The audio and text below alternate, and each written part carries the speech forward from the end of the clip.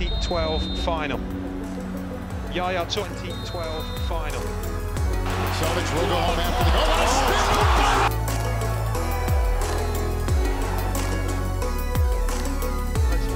El inmaculado césped del Santiago Bernabéu.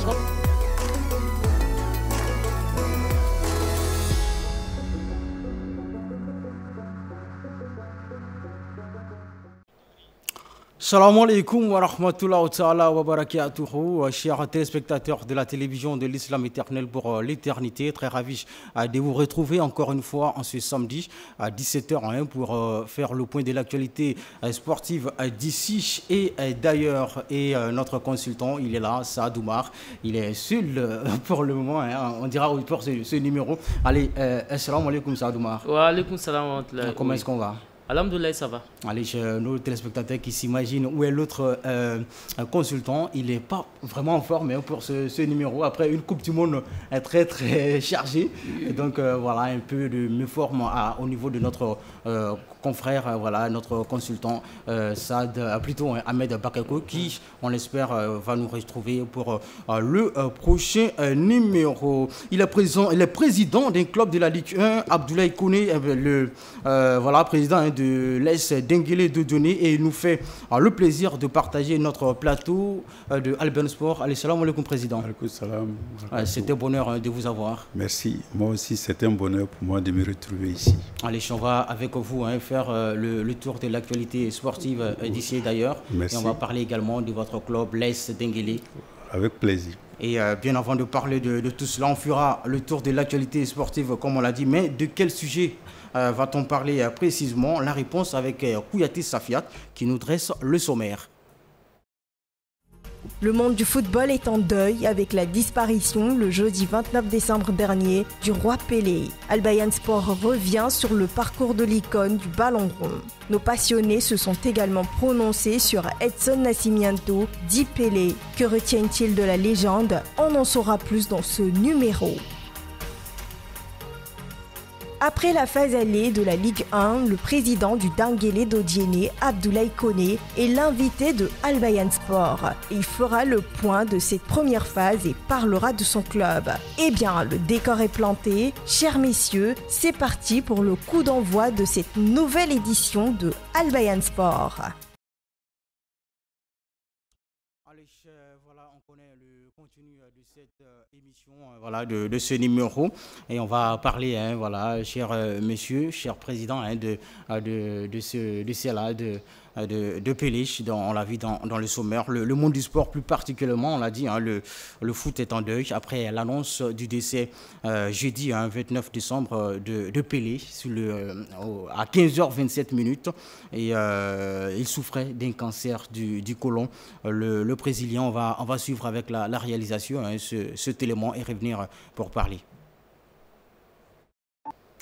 Allez, ce sont là quelques gestes techniques de l'immense footballeur qu'il a toujours été, le roi Pelé, comme les observateurs aiment bien l'appeler, parce qu'il aura été l'une des figures fortes de ce sport. Allez, président, dites-nous comment vous avez appris cette nouvelle du décès de Pelé. Oui, c'est avec consternation que j'ai appris effectivement le décès du roi Pelé. Vous savez, le roi Pelé, ses prouesses ont bercé notre enfance. Je me rappelle tout jeune garçon en 66, quand à la Coupe du Monde en Angleterre, le Brésil a été éliminé. C'était un deuil pour nous jeunes garçons africains qui aimons Pelé, qui aimons le Brésil, parce que tous les Africains supportaient en tout cas le Brésil à cause de Pelé.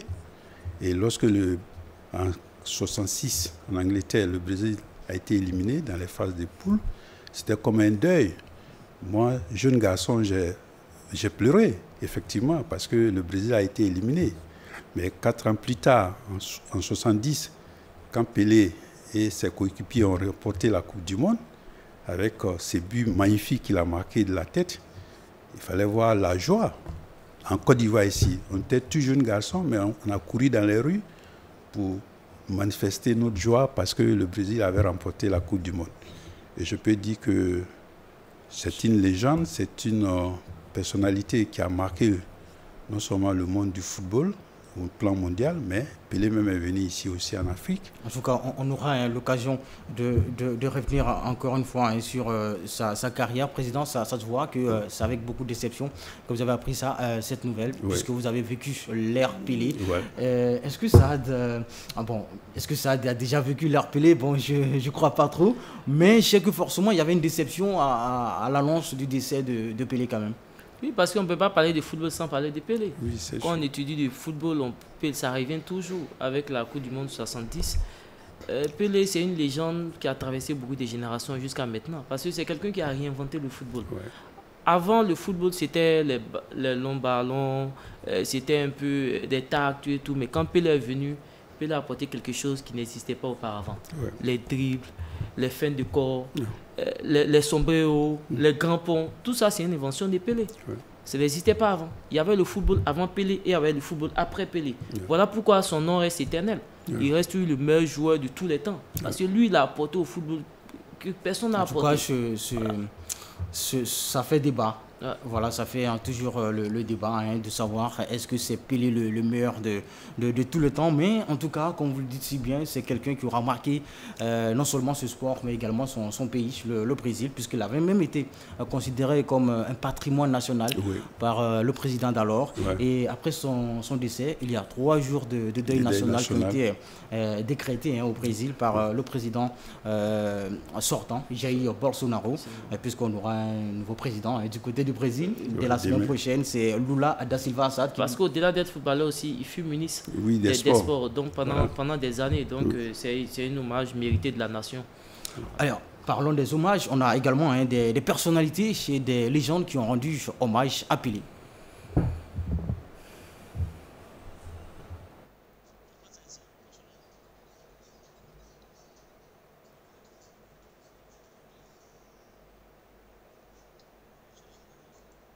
Allez, avant que la réalisation nous propose ces images de ces hommages rendus par les célébrités du monde à Pelé. Et ça, vous avez quelque chose à préciser concernant c'est l'aspect de racial, parce que c'est l'un des premiers joueurs noirs de l'équipe du Brésil. Avant, le football, c'était pour les métis, les blancs. Donc, avec Pelé, le Brésil a essayé. Et le Brésil a vu que peut-être les Noirs avaient beaucoup de compétences, d'expertise, de talent. Donc, en plus de représenter un joueur aussi talentueux, Pelé représente aussi une icône et un symbole de la lutte civique dans le monde entier. Cette fois-ci, voilà, c'est bon, on va pouvoir voir les hommages des célébrités à Pelé. La mort de la légende internationale du football Pelé suscite des réactions du monde entier. Edson Arantes do Nascimento, dit Pelé, est décédé ce jeudi à l'âge de 82 ans des suites d'un cancer. La Confédération brésilienne de football a publié une photo du joueur lors de la victoire du Brésil à la Coupe du Monde de 1970 avec le mot « éternel ». Le quintuple ballon d'or Cristiano Ronaldo a salué celui qui a été une inspiration pour tant de millions de gens, une référence d'hier, aujourd'hui et pour toujours. L'attaquant du PSG Kylian Mbappé, récemment sacré meilleur buteur de la Coupe du Monde, a rapidement écrit « Le roi du football nous a quittés, mais son héritage ne sera jamais oublié ». Et pour le président français, l'ancien attaquant de la Seleção représente le jeu, le roi, l'éternité. Seul footballeur ayant remporté 3 fois la Coupe du Monde, Pelé a été élu athlète du siècle par le Comité international olympique en 1999. Son rôle ne s'est pas arrêté sur le terrain. Le champion du ballon rond a aussi été acteur, chanteur et même ministre. Allez, les hommages étaient de partout pour cet homme, Pelé, qui aura, on l'a dit encore une fois, marqué le football par son talent. Président, dites-nous, quel héritage footballistique est-ce qu'il laisse derrière lui? Pourquoi est-il considéré comme une légende? Il est considéré comme une légende parce que, comme le disait tout à l'heure M. Diakité, c'est Pelé qui a inventé le football moderne tel qu'on le connaît aujourd'hui. Avant lui, le football, c'était vrai, ça jouait, mais ce n'était pas aussi modernisé comme il est aujourd'hui. Et au temps de Pelé, il fallait être vraiment quelqu'un de très fort pour pouvoir s'imposer, et surtout pour un noir brésilien, avec la ségrégation raciale. Et Pelé est venu, il a montré qu'il était le meilleur joueur en tout cas en ces temps-là. Et aujourd'hui, il est considéré comme le meilleur joueur de tous les temps. C'est vrai, il y a un débat aujourd'hui entre Cristiano et Messi. Bon, peut-être que... Est-ce que le débat tient encore après le sacre de Messi en Coupe du Monde? Il y a ce débat qui a lieu. Bon, si vous dites aujourd'hui que Pelé est le meilleur joueur du monde, de tout le temps, peut-être que les partisans de Cristiano diront non, les partisans de Messi diront non, mais pour moi, Pelé, c'est le meilleur joueur de tout le temps. C'est vrai que aujourd'hui, ces deux joueurs-là aussi font l'actualité, mais Pelé a inventé le football moderne. Donc, il laisse un lourd héritage, parce que tout ce qu'on fera aujourd'hui dans le football, on se référera toujours à Pelé. Allez, Saad, à votre niveau, pour vous, qu'est-ce qui définit la légende de Pelé? Meilleur joueur de tous les temps, c'est même pas à discuter, parce qu'il a plus de 1000 buts. Cristiano Ronaldo est en train de s'approcher, mais Pelé a plus de 1000 buts. Il a 3 Coupes du Monde. Il n'y a pas longtemps, on a célébré Lionel Messi avec une seule Coupe du Monde, mais lui, il en a 3. Donc, il n'y a pas de débat. C'est le meilleur joueur de tous les temps. Il a traversé des époques. Et puis, il a apporté au football ce qui n'existait pas. Lui, il a inventé des dribbles qui n'existaient pas auparavant. Il s'est inspiré de la samba brésilienne, la danse traditionnelle brésilienne, de tout. Donc, il a apporté ça au football pour rendre le football plus agréable, pour rendre le football comme un spectacle. Avant, le football, c'était comme c'était un combat. Mais lui, c'était un combat où on partait au charbon, on s'est taclé. Mais lui, il dit non, le football, c'est un spectacle. Donc, les gens se plaisaient à le voir jouer, parce que c'est des petits dribbles, des petits ponts. Pour ceux qui ont connu un peu plus récemment, peut-être un Ronaldinho, on se délectait de voir Zinedine Zidane avec tout ça, c'est Pelé, c'était tous les jours. C'est lui qui a envoyé ça. Donc voilà pourquoi on dit que c'est une légende, parce qu'il a vraiment apporté quelque chose. Et puis je viens encore. Bien après la fin de carrière de Pelé, quand les spécialistes du football ont vu, mais pourquoi il a arrêté aussi prématurément sa carrière? Parce qu'il y avait des tacles, le football était violent. C'est grâce à Pelé qu'on a sanctionné. Rappelez-nous la date de l'arrêt de Pelé, déjà au niveau de sa carrière. Je crois que c'est 77, non, 77, parce qu'après, il est parti à Cosmos. Aux États-Unis, où il a remporté le championnat 77. Oui. C'est après 77-78, pardon. Voilà. Allez, président, vous parlez de son passage à Cosmos aux États-Unis.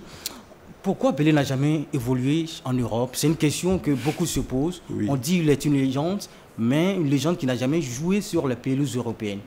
Bon, il faut dire qu'à l'époque, ce n'était pas évident que les joueurs brésiliens viennent jouer en Europe. Et Pelé était un patriote. Il n'a jamais voulu venir sur le continent européen pour venir jouer. Et je pense que s'il avait voulu venir jouer en Europe, tous les clubs européens l'auraient accueilli avec plaisir. Mais il a voulu toujours jouer dans son Santos, dans son club de cœur. Et lorsqu'il est arrivé à un moment, il a souhaité vraiment un peu sortir du Brésil, mais il ne voulait pas aller au-delà du continent américain. C'est pourquoi il allait aux États-Unis pour aller jouer à Cosmos. Et c'est là qu'après, il a pris sa retraite. Et je pense que c'est par patriotisme, par l'amour qu'il avait pour le Brésil, pour son club d'origine, le Santos, qu'il lui a tout donné aussi, que Pelé n'a pas voulu aller jouer sur le continent européen. En tout cas, son passage du côté du Cosmos de New York aura fait la promotion du football américain. Aujourd'hui, je peux dire qu'il est, de la manière dont on dit qu'il est le créateur du football moderne, mais aujourd'hui, vous avez vu les États-Unis jouer la Coupe du Monde, tout ça. Avant, les États-Unis n'étaient pas là, c'était le basket, c'était le football américain, mais le fait que Pelé soit passé aux États-Unis à Cosmos a fait que les Américains ont commencé à s'intéresser, à aimer le football aussi, tel qu'il est pratiqué actuellement. Parlant de cela, Président, on a vu son passage aux États-Unis, vous avez parlé du patriotisme de l'homme. En dehors du Brésil, est-ce que c'était un homme aussi populaire en Afrique, en Asie, ainsi de suite? Oui, c'est ce que j'ai dit. Vous savez, nous les Africains, on s'identifiait très facilement à Pelé parce qu'il était noir comme nous.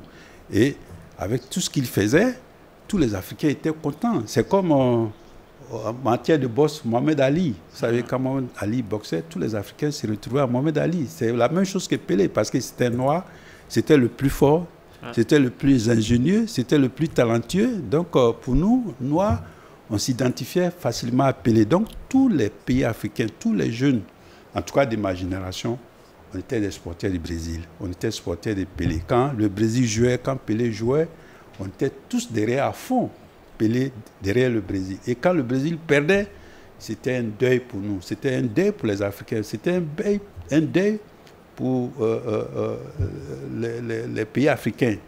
Il n'y a pas un pays africain, il n'y a pas quelqu'un, en tout cas de ma génération, qui n'a pas aimé Pelé. Parlant des pays africains, oui, ça, avant de poursuivre. Non, c'est-à-dire, quand on parle de Pelé, on parle de révolution. Pourquoi? Parce que le football n'était pas aussi populaire avant. Le football était réservé à une élite britannique. Après, ça s'est exporté, tout et tout. Maintenant, pour que le football même soit adopté par l'Afrique noire, c'est grâce à Pelé. Pelé, ça, très rapidement, pour vous, Pelé, c'est la première star du football. Oui. C'est clair. Incontestable. On parlait de son amour de l'amour du continent africain pour Pelé. Ouais. Il a eu un passage en Côte d'Ivoire, c'était en 67 avec son club de Santos. Un deuxième passage également avec cette fois-ci en 94 lors d'une rencontre de Coupe d'Afrique de troisième rencontre de troisième place, voilà, entre la Côte d'Ivoire et le Mali. Match remporté par la Côte d'Ivoire, voilà, 3 buts à 1. Pelé, on peut le voir sur ces images, aux côtés de Ahmed Ouattara. Sur la précédente image, il était aux côtés de Laurent Pokou. Président, vous avez un souvenir de ces époques-là? Oui, j'ai ce souvenir parce que quand Pelé est venu voir, quand il a vu Pokou jouer, il a même dit que Pokou est son héritier, son successeur. Ouais. Parce qu'il a eu un amour fou pour Pokou. Parce qu'il s'est dit, mais comment? Il y a un Africain ici qui joue si bien au ballon aussi, au football. Lui, là, c'est mon héritier. Donc, il a même encouragé Pokou à quitter la Côte d'Ivoire pour aller jouer en Europe. Parce qu'il trouvait qu'il avait un talent fou, il avait un grand talent et que ça serait perdu s'il restait qu'à jouer le football local. Donc, aujourd'hui, si Pokou est parti à Rennes, aujourd'hui, oui, il a une statue là-bas. C'est grâce à Pelé, c'est sur le conseil de Pelé que Pokou est parti jouer en Europe. Donc, il a aimé la Côte d'Ivoire, il a aimé Pokou. Il a fait une photo avec Ahmed Ouattara, parce que Ahmed avait marqué un grand but. Oui, je fais ça. Il a dit, voilà, pour qu'un attaquant marque comme ça, c'est qu'il faut qu'il soit talentueux. Donc, il a félicité. À la fin du match, il a fait une photo avec lui, qu'Ahmed a mis partout, même ça y est, dans les locaux de la fédération. En tout cas, ça fait plaisir de savoir que cet immense footballeur-là est passé sur le sol ivoirien. Avant de poursuivre cette émission, on va suivre ensemble le top 5 des buts de Nascimento, Andrés Edson Di Pelé. Olha o Tostão, Rivelino, direto para a área, no alto Pelé!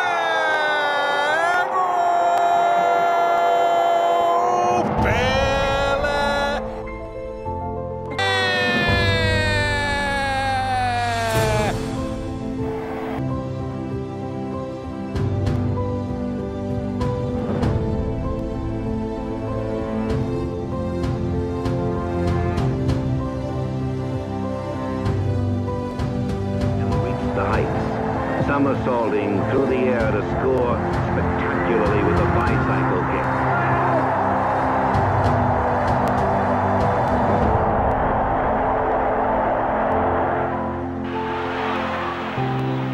Scored cheekily by Pelé. The Brazilians all follow the Santos star into the net. So do the photographers.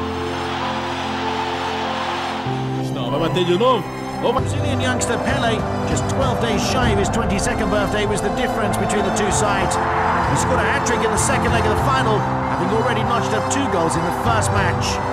It was a dazzling display in the beginning.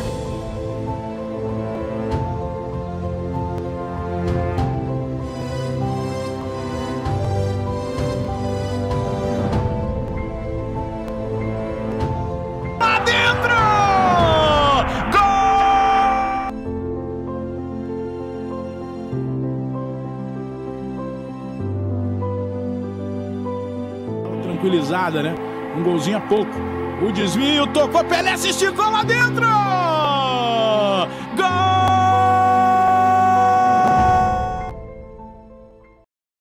De la technique, de la vivacité, de l'intelligence de jeu également et de la ruse. On retrouve toutes ces qualités hein, dans le jeu proposé par Pelé, président. C'est clair que c'est un homme, quand on le voit avec ces images qu'on vient de voir là, c'est sans doute l'un des meilleurs, pour ne pas dire le meilleur. Oui, pour moi c'est le meilleur. Après, bon, c'est un débat. Hein. Certains diront qu'ils ne sont pas d'accord avec ça. C'est vrai qu'aujourd'hui, il y a d'autres joueurs qui font les mêmes choses, hein, qui ont les mêmes techniques, mais c'est lui qui les a inventés et les autres ont pris sur lui. Donc pour moi, celui qui a inventé, c'est le meilleur. Après, si je viens copier, si je fais plus que lui, mais j'ai pris sur ce que lui il a fait pour devenir peut-être encore meilleur, c'est possible. Mais pour moi, Pelé traverse tous les temps, Pelé c'est le meilleur. Mais pour moi, c'est l'inventeur. Hein? Oui, mais Pelé le faisait dans un contexte plus difficile. Oui. Parce que les tacles aujourd'hui, les joueurs sont protégés. Hein? On peut plus passer des tacles par derrière, mais c'est carton rouge direct. Les crampons étaient en fer. On va continuer à parler de Pelé hein, avec la prochaine rubrique. Nos passionnés se prononcent.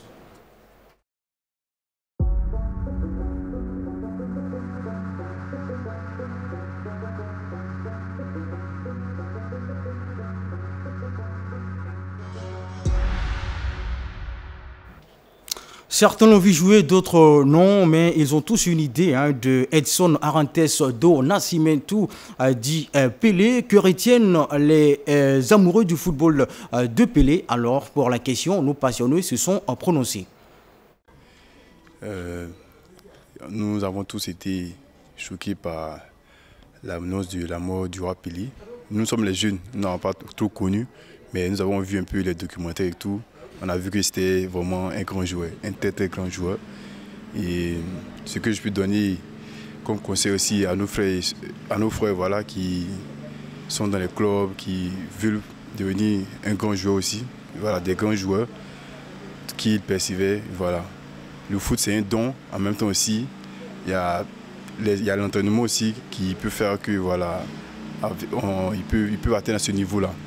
Je veux dire que le roi Pelé, c'est un exemple.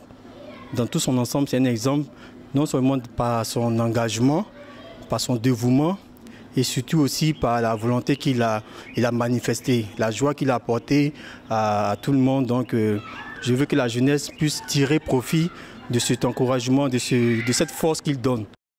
Allez, on a suivi nos passionnés qui se sont prononcés sur le footballeur Pelé. Saad, à votre niveau, qu'est-ce que vous retenez du footballeur Pelé? Une légende du football. Son nom rime avec celui du football. On n'a pas vu jouer. Peu de personnes présentement ont vu jouer. Aujourd'hui, oui, parlant de son talent, aujourd'hui, avec cette nouvelle génération, à quel joueur vous pouvez comparer le style de jeu de Pelé? Messi, évidemment, puisque Pelé, c'était les feintes, c'était les points d'appui, c'était un peu la finesse, l'agilité. Il avait beaucoup d'affection également, un président, pour Kylian Mbappé, dont il a considéré comme un de ses héritiers également. Voilà. Et effectivement, Kylian, dans certains aspects, ressemble beaucoup au jeu de Pelé. Voilà. Parce que vous l'avez vu jouer quand même. Oui, je l'ai vu jouer aussi. Dans certains, mais de manière technique, il ressemble plus à Messi. Parce que Messi est plus technique. Il arrive à... Moi, ce que je vois de l'homme, il arrive à dribbler dans les petits espaces. Oui. C'est ça? Il y a beaucoup de malice, beaucoup de vitesse. Oui. Et ça, je pense que Messi a pris ça de Pelé. De Pelé. Parce que quand vous êtes en face du gardien, le coup de sombrero dans le rectangle, dans les 6 mètres, ça, il faut avoir une finesse technique. Moi ce qui me fascine également, président, c'est... Quand je regarde aussi Ronaldo, les détentes de Ronaldo, c'est la même chose que... Voilà, c'est un peu dans ce sens-là que je voulais aller également. Il n'a que 1m74, mais il arrive à faire passer 73. C'était pas quelqu'un de grand, il avait 1m72, je crois. Oui, 72, 113. Pelé sautait plus haut que des gens qui avaient les 1m80, 85. Il les dépassait. Et c'est la même chose que Ronaldo fait aujourd'hui. Quand il saute, c'est quelqu'un qui va très haut. Et ça, je pense que c'est un une des qualités de Pelé que Ronaldo a pris. Voilà. Pelé, on peut dire Pelé égale Messi, Ronaldo. Chacun a pris un peu de Pelé. Voilà. Lui, il réunissait tout ça. Voilà, Mbappé en a pris, Ronaldo en a pris, Messi en a pris. Bon, je pense qu'aujourd'hui, tous ces joueurs, ces grands joueurs-là... Maintenant, Président, je veux savoir, puisque vous avez vécu à l'époque Pelé, sans parler de cette génération, le joueur a été désigné un footballeur du XXe siècle. Avant Pelé, dans la génération Pelé, est-ce qu'il y a des joueurs qui ont essayé de titiller Pelé à l'époque? On parle de Juste Fontaine, on parle de Raymond Kopa. Oui, et après, je ne dirais pas dans la période de Pelé, parce qu'il était au-dessus de tout ça. Mais après Pelé, moi j'ai aimé un gars comme Cruyff, qui est aussi quelqu'un qui a révolutionné le football moderne aujourd'hui. Parce qu'avant, nous, quand on était jeunes, quand on allait regarder un match de football, quand on dit tu es arrière droit, bien arrière gauche, tu es arrière droit, tu attends ton adversaire qui vient. Quand il vient, tu prends le ballon, tu dégages. C'est Cruyff qui a révolutionné ça, qui a dit non, un arrière droit peut être un attaquant aussi, il peut contre-attaquer. Donc aujourd'hui, c'est grâce à Cruyff que des gens prennent le ballon, quand ils sont en attaque, quand ils attaquent, des gens quittent, en tout cas les bases, pour aller donner une main forte au sortant droit ou gauche pour faire du surnombre en attaque. Et ça aussi, il faut reconnaître que... Puisqu'on parle des joueurs de l'époque Pelé, je veux savoir, on a parlé de Johan Cruyff, Gerd Müller. Voilà, Gerd Müller aussi. C'est la génération Pelé, j'imagine. Lui c'était pas quelqu'un de très technique, mais c'était quelqu'un de très efficace. Comme les Allemands. Voilà. Il était quelqu'un... Beaucoup d'efficacité. En tout cas, dans la surface, lui, il ne loupait pas les buts. Hein. Si ça vient sur lui, c'est un but. En tout cas, il était très efficace. C'est quelqu'un qui ne loupait pas les buts. Aujourd'hui, des attaquants comme ça sont rares parce que vous allez donner les ballons aux attaquants aujourd'hui. Sur 5, s'ils tirent, il y a au moins 4 qui vont enlever. Mais Gerd Müller, c'est dedans. Hein. Soit le gardien enlève, soit c'est but. Hein. Voilà. Le pourcentage même de réussite était assez élevé. Non, c'était un buteur. Voilà. Mais il ne faut pas lui demander d'aller prendre le ballon au centre pour dribbler, pour venir. Non, lui, il est dans la surface. Si ça vient, il marque. Pelé aussi. Avant de boucler le Pelé, on l'a comparé beaucoup à Diego. Certains aussi ont considéré comme Diego aussi. C'était une rivalité, même si ce n'était pas la même époque, mais c'était une rivalité farouche. Quoi. Mais au-delà même du football, Pelé a été élu comme le meilleur athlète du XXe siècle. Donc c'est au-delà même du football, quoi. C'est-à-dire basket, devant Michael Jordan, devant tous ces golfeurs. On parle beaucoup du fait que vous parlez de Maradona. Après l'aspect sportif, l'aspect humain, c'était quelqu'un qui faisait très attention à son image, qui n'était pas impliqué dans les scandales. Et donc cela a beaucoup joué aussi pour sa légende. D'un point de vue sportif, il faut reconnaître aussi que Diego, c'était un grand. C'était un grand parce que il fallait faire ce qu'il a pu faire à l'équipe d'Angleterre pour remporter. En tout cas, ça a été un immense talent pour qu'on puisse le comparer à... Parce que c'est vrai, il a marqué un but de la main, il a dit c'est la main de Dieu. Mais après, le but qu'il met en second, mais il faut être un grand joueur pour le faire parce qu'il a pris le ballon presque au centre. Il a traversé tout le centre avec tous les défenseurs anglais. Il allait marquer ce but, mais c'est un but extraordinaire qu'on ne voit plus sur nos stades. Diego aussi, c'était un grand joueur. On retient que Diego était un bon joueur également, mais Pelé est considéré jusque-là comme le roi Pelé, la légende Pelé.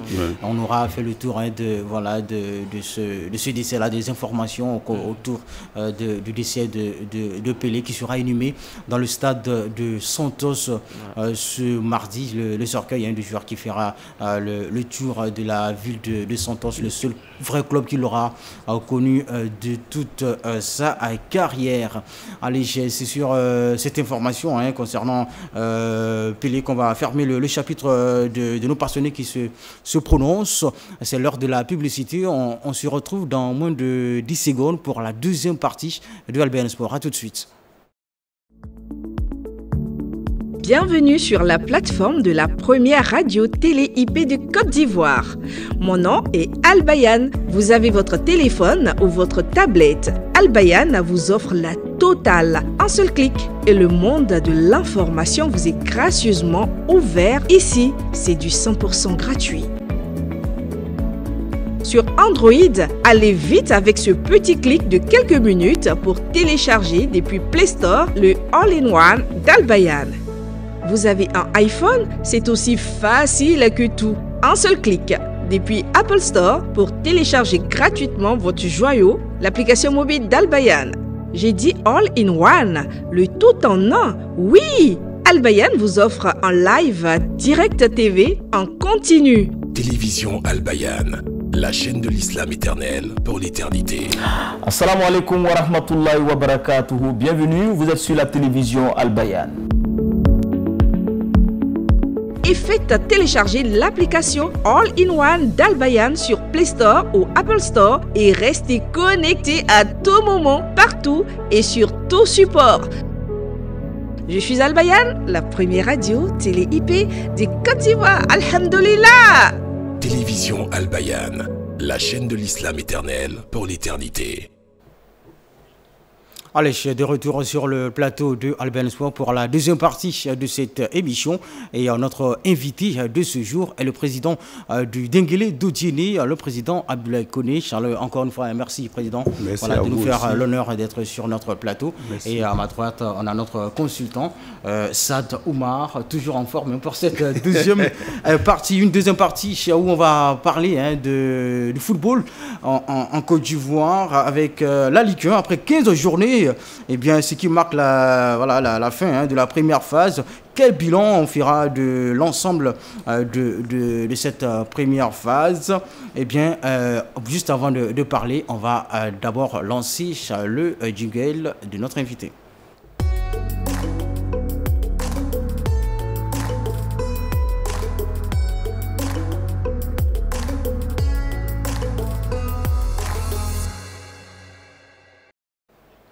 Allez, président, on va parler avec vous de notre championnat, la première phase qui s'est achevée après 15 journées. Qu'est-ce que vous retenez de cette première phase? Vous êtes un acteur de ce sport, vous êtes un président de club. Qu'est-ce que vous retenez? Bon, ce que je retiens, c'est que c'est une première phase difficile, qui a été difficile pour tous les clubs. Vous savez, mon club, le LAS Denguélé, a commencé fort parce que nous venions de la deuxième division où on avait fait 11 matchs sans perdre de match et on a enchaîné sur la première division. Et après 7 journées, l'AS Denguélé était leader de ce championnat. Aujourd'hui, le leader, c'est l'ASEC, oui. Après 15 journées. Oui, après, bon, on a eu un coup de froid, je dirais, où on n'a plus gagné depuis la 9e journée.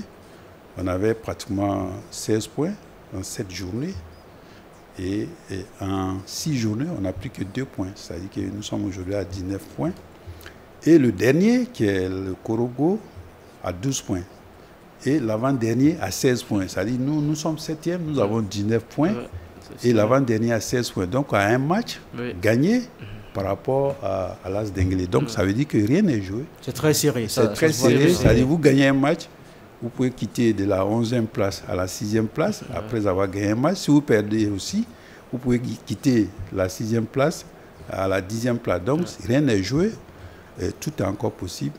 Et ce que je peux dire, bon, la SEC a pris une longueur d'avance parce que ils ont 31 points. Oui.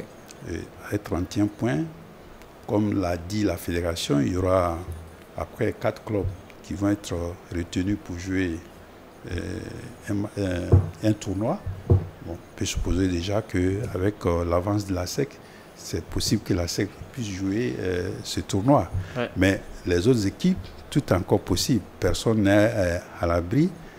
Puisque quand je regarde, le deuxième, c'est vrai qu'il y a 29 points.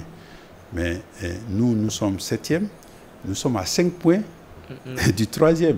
Donc tout est possible. Donc c'est un championnat difficile. Et je pense que la deuxième phase sera encore plus difficile. Alors qu'on découvre ensemble le classement de cette Ligue 1, on l'a dit, la SEC est en tête. Président, comment vous expliquez ça? C'est-à-dire, vous commencez en pompe, vous êtes classé premier, deuxième, et puis vous êtes sur le podium, et puis vous gégongolez.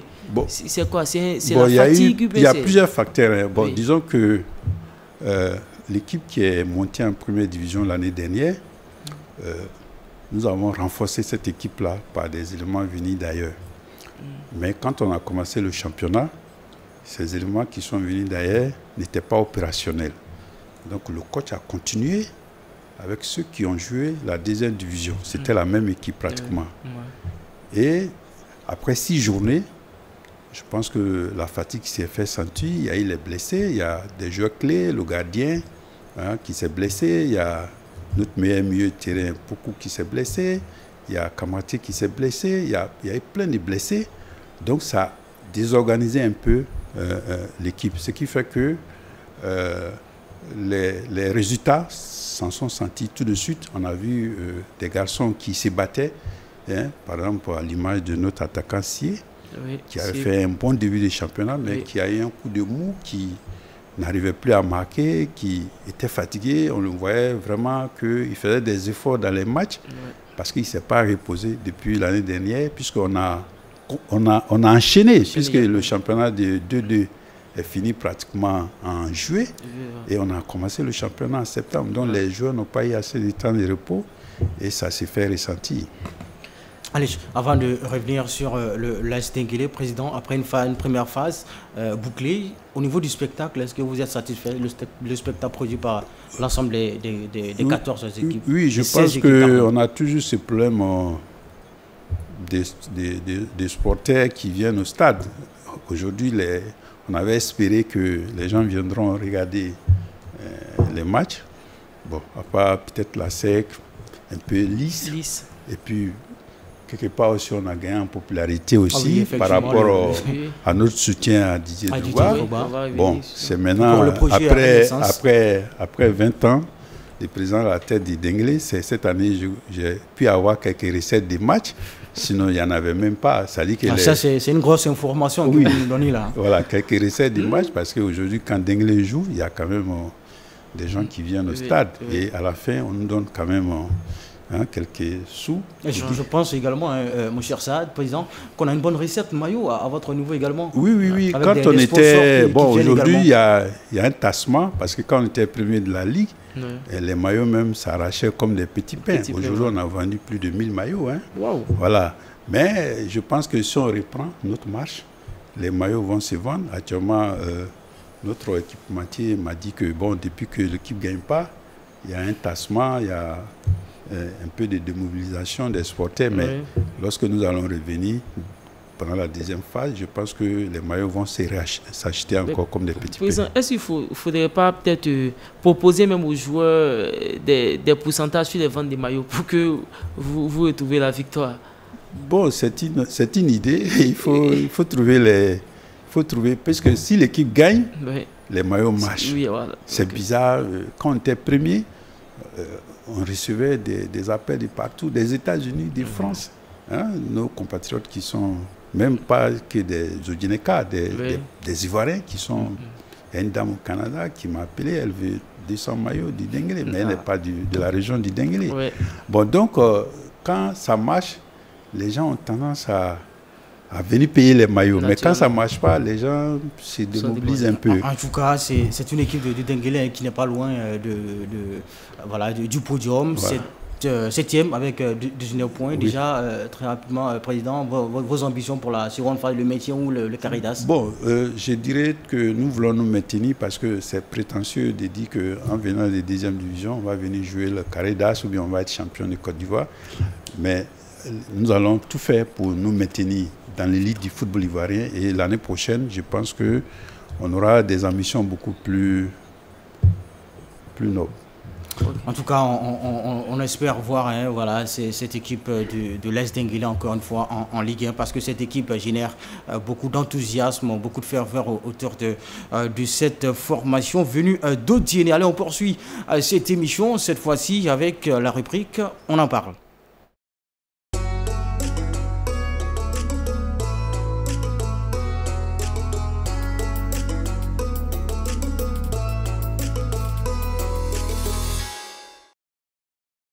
Allez, à 2 semaines du CHAN, le championnat d'Afrique des Nations, les sélections se préparent pour la fête du foot en Algérie. Hein, c'est du 13 janvier au 4 février. Et nos éléphants locaux hein, se préparaient voilà, à Yamoussoukro parce que la préparation du côté de Yamoussoukro s'est achevée il y a cela 2 jours. Déjà, je veux savoir avec vous, Président, est-ce que Yamoussoukro c'est le bon endroit pour une telle préparation? Oui, je pense qu'aujourd'hui, Yamoussoukro a des infrastructures. Vous savez, le club de Yamoussoukro, hein, ceux qui sont propriétaires de Yamoussoukro FC aujourd'hui, ils ont une infrastructure vraiment que aucun club, peut-être à part la SEC, ne possède. Donc, les sélectionneurs, peut-être à juste titre, à penser que les infrastructures qui sont là-bas sont adaptées, sont adéquates pour pouvoir faire une bonne préparation. Où j'ai un peu tiqué, c'est les clubs contre lesquels l'équipe a joué pour se préparer. D'abord contre une équipe de Détroit et puis après contre Yamoussoukro. Oui, pour la précision, l'équipe de Détroit, c'est le Atigouakro, voilà, donc Atigouakro. Voilà, l'équipe a gagné 8-1. Voilà, les éléphants ont gagné 8-1. Voilà, quand même un adversaire prénable. Hein, voilà. Il y a eu un 12e match amical contre Uzi. Voilà, match remporté 6-1 par les éléphants locaux. C'est un club de 4e division, club de district. Voilà, donc c'est ça qui j'aurais voulu que cette équipe-là, cette équipe nationale joue contre des équipes un peu plus épais et un peu plus fortes que ces équipes de Détroit. Concernant cela, on aura des rencontres amicales encore pour les éléphants locaux, du côté de la Tunisie cette fois-ci. Pour la suite de la préparation, ce sera face à la Libye et la Mauritanie. Ça, c'est des adversaires de taille quand même. Ok. Président, je reviens par exemple sur la liste de Choualou Aïdara. Pour cette CAN en Algérie, je ne vois aucun joueur du Denguélé Sport. Comment vous expliquez cela? Oui, au départ, le sélectionneur avait, je dirais, présélectionné 3 joueurs. Hein. C'était au moment où vraiment l'équipe était dans sa dynamique. Oui. Bon, après, il a estimé que ces joueurs-là, par la fatigue, avaient baissé, étant en méforme. Donc, il a voulu prendre d'autres joueurs au même poste qui pour lui étaient, en tout cas pour le moment, en ce moment précis où il faisait la sélection, ces joueurs-là étaient au-dessus des joueurs du Denguélé qu'il avait présélectionné. Donc il a préféré en tout cas les libérer en leur disant que ce n'est que partie remise et que il aura l'œil sur eux pendant le championnat. Et que moi, je vois 2 gardiens de but, parmi les 3 gardiens de but, je vois 2 gardiens de but de la SEC Mimosa. C'est pas oui, un peu ça c'est bon, vous savez. Ça crée la polémique. Voilà, ça crée la polémique. Parce qu'il y a le titulaire. On va citer les noms, hein, le gardien, Folie Aïch et puis Diakité Alimi. Voilà, vous savez, tout choix est subjectif. Hein. Moi, je n'aurais pas pris un gardien et son remplaçant et son remplaçant. J'aurais pris un autre gardien parce qu'il y a des gardiens dans nos championnats qui sont très bons. Ça parle beaucoup de gardiens de la FAD. Oui. Voilà, Trabiche, qui est un bon réalise gardien. la meilleure performance au niveau des gardiens, alors qu'on l'aperçoit en image, voilà, qui réalise la meilleure performance au niveau des gardiens à l'issue de la première phase. Voilà. Et qui n'est pas appelé par soi. Qui n'est pas appelé. Bon. Et il a expliqué, il a dit que bon, c'est pas parce qu'on est remplaçant qu'on n'est pas sélectionnable. On peut être sélectionnable même si on est remplaçant, mais en vérité, j'aurais souhaité qu'ils prennent un autre gardien parce qu'il y a des très bons gardiens dans les autres clubs. Voilà. Président, je reviens toujours. Votre soutien à Didier Drogba, pourquoi vous le soutenez pendant qu'il n'était pas favori? Voilà. Et puis, on parle du business du car. Vous avez l'un des plus beaux cars du championnat ivoirien. Oui, Monsieur Diakité, j'ai entendu beaucoup de choses. On m'a dit que quand nous avons soutenu Didier Drogba, qu'il a payé un cas pour l'As Denguélé, je voulais vraiment dire ici que ce n'est pas Didier Drogba qui a payé le cas de l'As Denguélé. Moi, j'ai payé 2 cas de ma poche, un cas pour l'As Denguélé et un cas pour des plateaux football club, qui sont mes 2 clubs. Je les ai payés avec mes propres deniers et mon soutien d'ailleurs n'était pas à Drogba pour qu'il me paye un cas, non. Je pensais qu'il avait le meilleur projet et que ça venait à la tête de la fédération. Nous aurait sorti, en tout cas, de la situation actuelle de notre football qui s'enfonce. Parce qu'il faut faire le bilan de notre football local. Aujourd'hui, même la SEC que nous prenons pour référent, comme nous prenons comme exemple. Est-ce que la SEC même a les capacités aujourd'hui de se qualifier pour jouer en tout cas à la Ligue des Champions? Si la SEC ne peut pas, quel club peut le faire aujourd'hui? Voilà, vous parliez de la SEC, c'est l'occasion de revenir sur la liste du CHAN pour les éléphants locaux. Ça parle beaucoup au niveau de l'effectif de ce CHAN-là, avec 11 joueurs de la SEC, alors qu'on a 16 clubs en Ligue 1, 7 équipes seulement ont des joueurs qui sont représentés. Ça fait polémique. Est-ce que vous comprenez cela, Président? 11 joueurs d'un même club. Moi, M. Diallo, je n'aime pas polémiquer. Je pense que Charles, c'est un entraîneur, c'est quelqu'un qui a beaucoup d'expérience. Il a fait ses choix et on verra au résultat. Mais je pense qu'il aurait pris, peut-être un autre sélectionneur aurait pris d'autres joueurs, d'autres clubs, pas les 11 joueurs de la SEC. Mais il a estimé que les 11 joueurs de la SEC, peut-être c'était les meilleurs pour lui, au poste auquel il joue. Donc il les a sélectionnés. Maintenant on verra au résultat comment que ça va donner. Mais je pense qu'il a pris un risque quand même parce que les Ivoiriens aujourd'hui, dans les grandes majorités, estiment qu'il n'avait pas à prendre tous ces joueurs de la SEC et qu'il aurait pu prendre dans d'autres clubs, dans d'autres... Parce qu'il y a des grands joueurs, il y a des bons joueurs dans les autres clubs. Il aurait pu panacher. Voilà, il aurait pu panacher, il aurait pu prendre d'autres joueurs. Mais il a estimé que les joueurs qu'il prend à SEC, ce sont les meilleurs pour lui, en tout cas pour le moment. Et je pense que c'est un pari qu'il fait.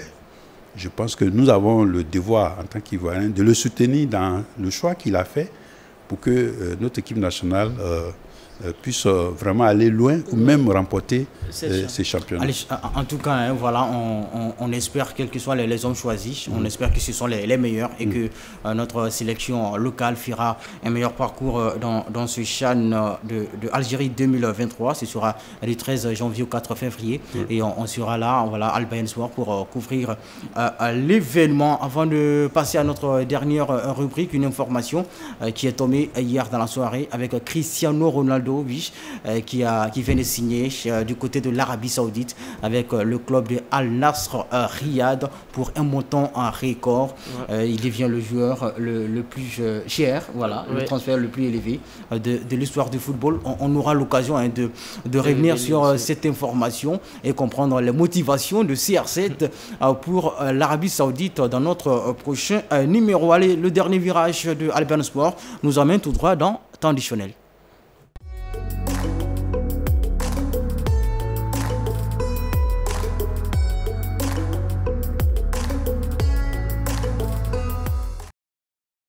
Additionnel, c'est notre rubrique qui donne l'occasion à nos consultants de donner leur ressenti au niveau des faits marquants sportifs de la semaine pour eux. Allez, Président, je me retourne vers vous. Qu'est-ce qui vous aura marqué tout au long de cette semaine? C'est dans la rubrique additionnelle. Avant de répondre à cette question, je voulais dire un petit mot sur Ronaldo. Oui. Ronaldo, il a 37 ans. Et c'est quelqu'un qui a compris qu'aujourd'hui, le monde du football, c'est un monde impitoyable. Et qui aurait pu penser que Ronaldo, à un moment, n'aurait pas pu avoir un club en Europe? Parce qu'aujourd'hui, tous les grands clubs dans lesquels Ronaldo veut jouer ne voulaient pas... Les portes lui sont fermées. Voilà, donc il a compris qu'à 37 ans, mieux vaut qu'il aille chercher de l'argent.